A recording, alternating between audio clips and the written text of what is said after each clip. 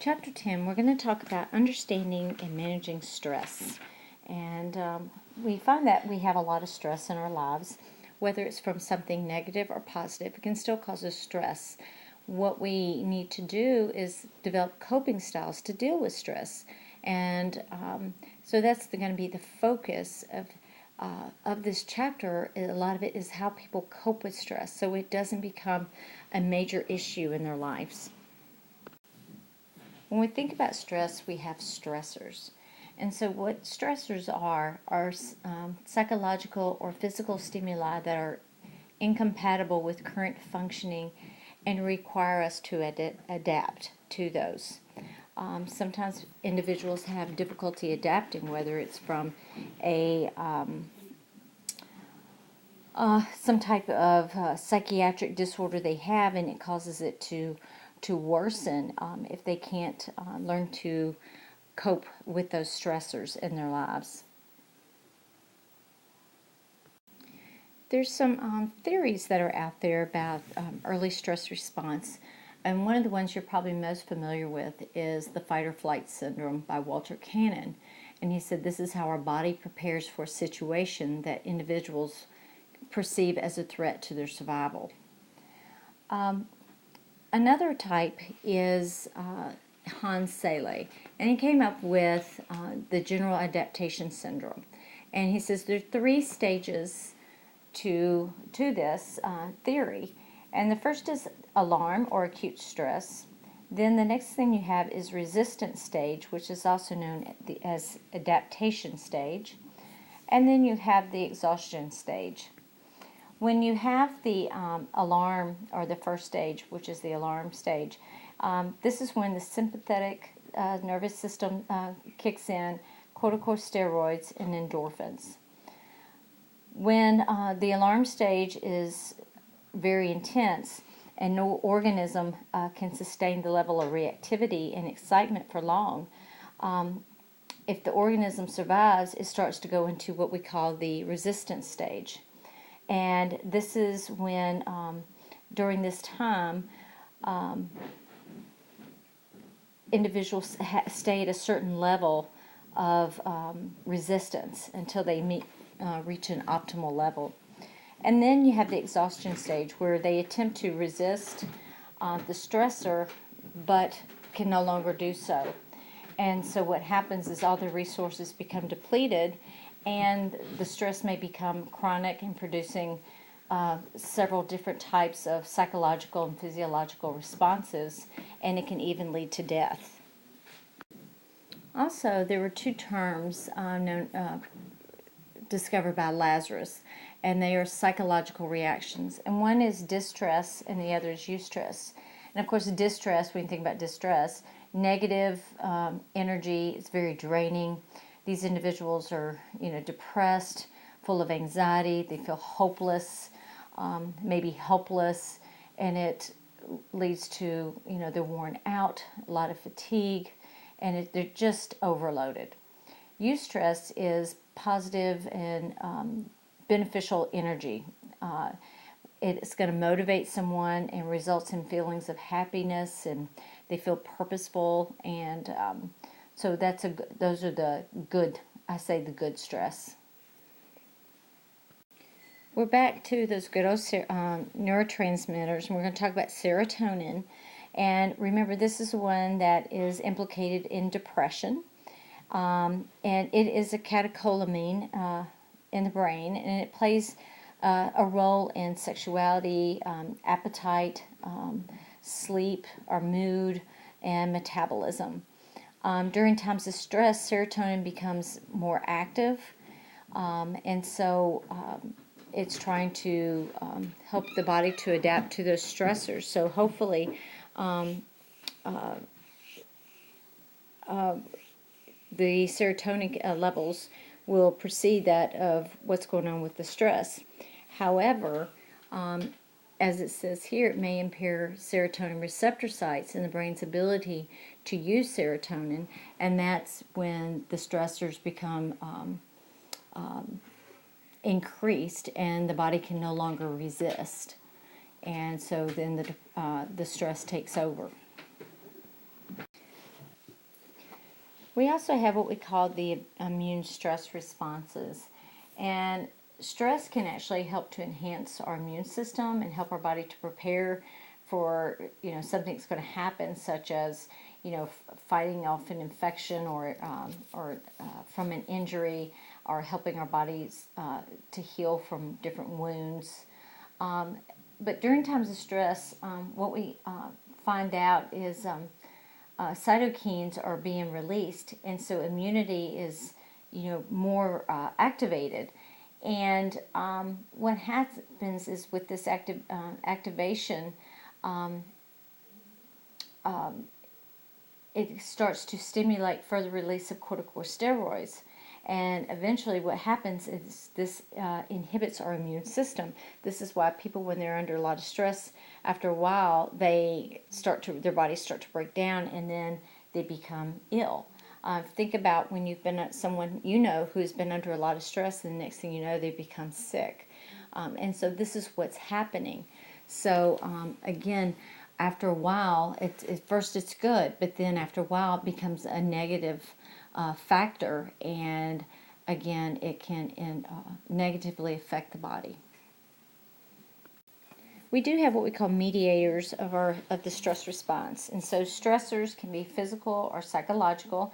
Physical being in the environment, physical conditions, and things that are happening around us that are actually, within our touch. And then you have psychological stressors, and these are things that, weigh on you, like a big test. You've got boards coming up. Someone might be going through a divorce, or someone's at threat of losing a job, or being, money's being cut in half because of budget cuts at a job, and you're fearful of losing your job, and you're in debt, and you have to pay your taxes. So again, just things like that can really start to weigh on someone and psychologically. Our perception is actually how we review it. So a response to stress and anxiety are usually affected by factors such as our age, gender, our cultures, our life experiences, and our lifestyles can also play a role in that, because of our perception and how we perceive different stressors. In an individual's temperament, and how looking at our makeup and our how we were raised. Some people are very volatile, brought up in a volatile household, where others are very laid back. Also, coping strategies we've learned from family, and this just individual's personal outlook on life in general is how we develop our own individual temperament. Social support. This is just society, economics play a part of this, where you live, what is your social support system, and things like that can also play a role in that. Do you have someone you can go to, or a group you can go to help when there's a lot of stressors there? So those are very important. Hence, there are different support groups for individuals they go to these support groups to help them develop, or help them to enhance their own coping skills. There is a way to measure stress, and it's the Social Readjustment Rating Scale. And they have one also right here in your textbook on page 173 if you want to just do that questionnaire for the heck of it. And it's how we measure stress. A Social Readjustment Rating Scale, this measures levels of positive and negative stressful life events over a 1-year period. And then what individuals want to do is assess their coping styles. When you're looking at coping styles, this is how people develop ways to manage stress. Some of them are health-sustaining habits, such as eating right, getting plenty of rest, not overdoing it, making sure they do what they need to stay healthy.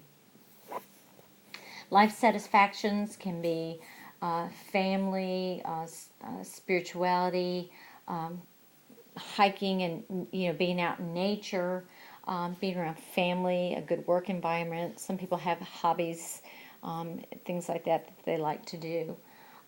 Your social supports, and then again, having a good outlook and healthy response to stress can be very helpful. Some of the things that are very effective they found to help bust stress can be getting enough sleep and exercise, aerobic exercise, reducing caffeine intake or stopping it. Music can be very soothing. Pets, and there's a lot of pet therapy out there today, and then massage as well. And those are good, effective ways to help to relieve stress. Here's a little case study, and it's a college student's experiencing stress in her life as she tries to manage her schoolwork, job responsibilities, and single parenting. So what attributes can this student develop to manage stress? And so looking at some coping styles that can help people to manage stress. So think about some of those that we just talked about. Some good relaxation techniques for managing stress is deep breathing exercises. Slow, deep breathing. We'll do some of these in class. I used to teach these when I taught childbirth classes, so we'll do some of those. Also, progressive muscle relaxation. I used to do that with my couples as well, and it's very soothing and comforting. Relaxation response.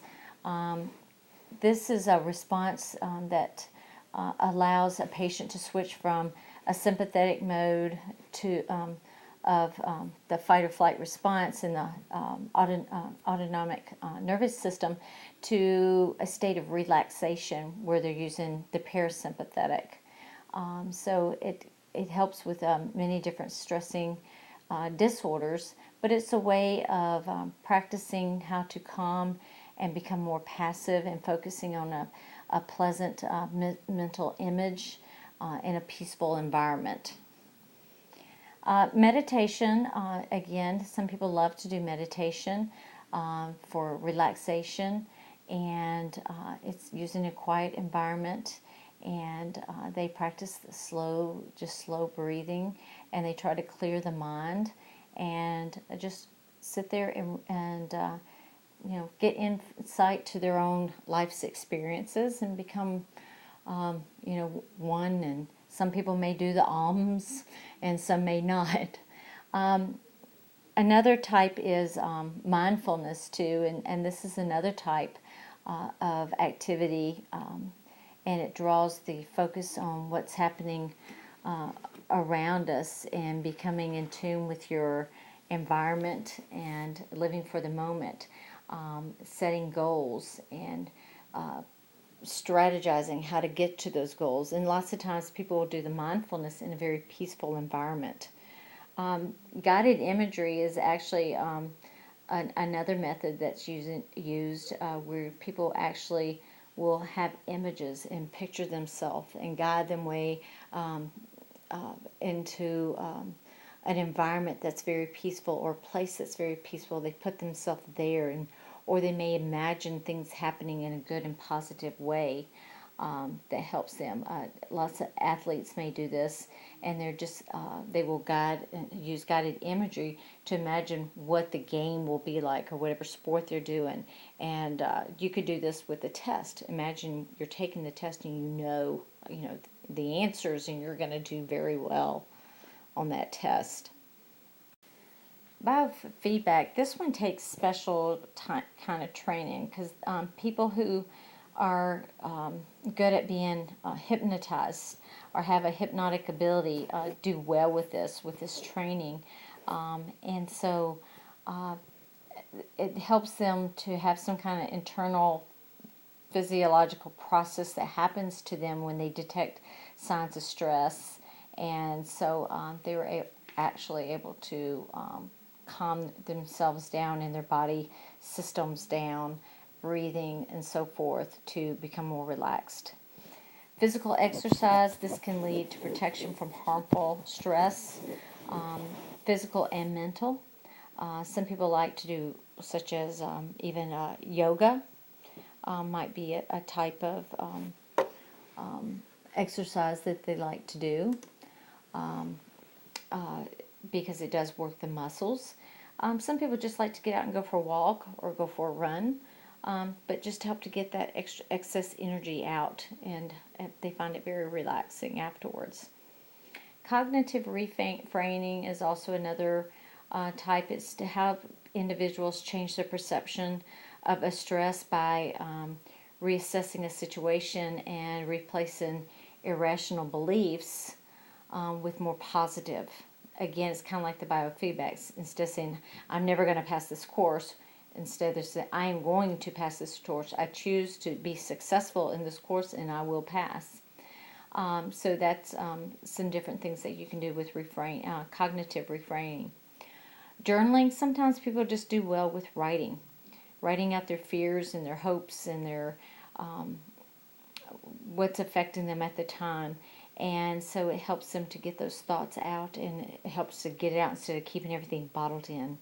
And then humor. Some people, the more stressed they are, the more funny they become, because they kind of like to just take things and give it a good twist and look at the funny side. And so sometimes you may look at each other.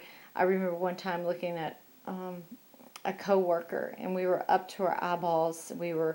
We'd all had to stay overtime. We were down staff. We were getting all these admissions, and we'd had discharges all day, and we were just running and running, and we just kind of looked at each other and just started laughing, because it was just ridiculous. And instead of crying, we just decided to laugh. And you think about different situations when you start to joke with others in a stressful situation, just to get it out.